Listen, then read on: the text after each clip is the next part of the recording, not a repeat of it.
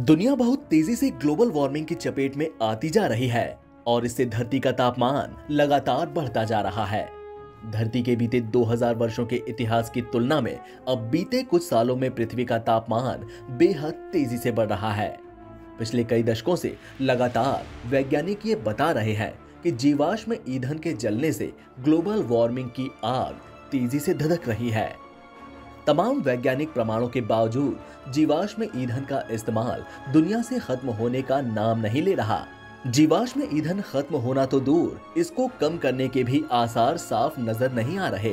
संयुक्त राष्ट्र संस्था आईपीसीसी की ताजा रिपोर्ट में ये चेतावनी दी गई है कि धरती को बचाने के लिए अब सिर्फ 8 साल ही बचे हैं। अंतर सरकारी समिति ने इसी उदासीनता के चलते जलवायु परिवर्तन के आकलन के लिए 4 अप्रैल 2022 को जारी रिपोर्ट में चेतावनी दी है।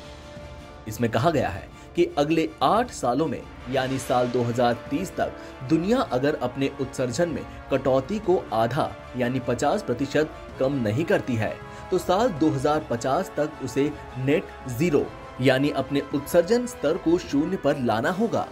अगर ऐसा नहीं किया तो उसे तबाह होने से कोई नहीं रोक सकता।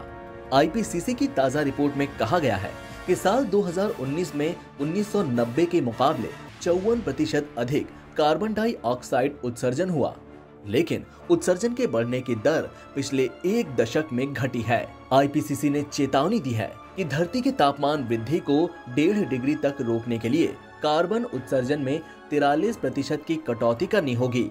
साल 2010 से 2019 के बीच दुनिया का औसत वार्षिक ग्रीन हाउस गैस उत्सर्जन मानव इतिहास में सबसे उच्चतम स्तर पर था। ऐसे में जलवायु परिवर्तन की वजह से होने वाली ग्लोबल वार्मिंग को रोकने के लिए हमें अपने उत्सर्जन को जीरो पर लाना होगा। इस काम के लिए ऊर्जा क्षेत्र में बड़े बदलाव की आवश्यकता है और जीवाश्म ईंधन के उपयोग में भारी कमी लानी होगी। रिपोर्ट में ये कहा गया कि अक्षय ऊर्जा स्रोतों जैसे कि सौर और पवन ऊर्जा, साथ ही स्टोरेज बैटरी की लागत में भी भारी गिरावट आई है।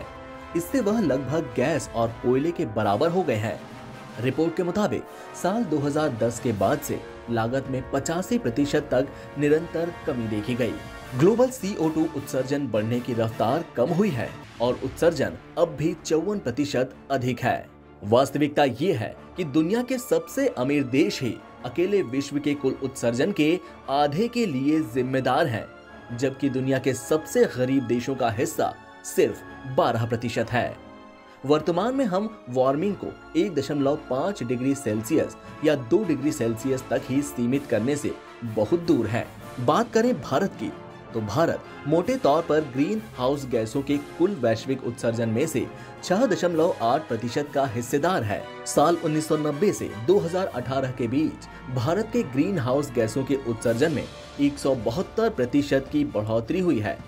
साल 2013 से 2018 के बीच देश में प्रति व्यक्ति उत्सर्जन भी 17% बढ़ा है।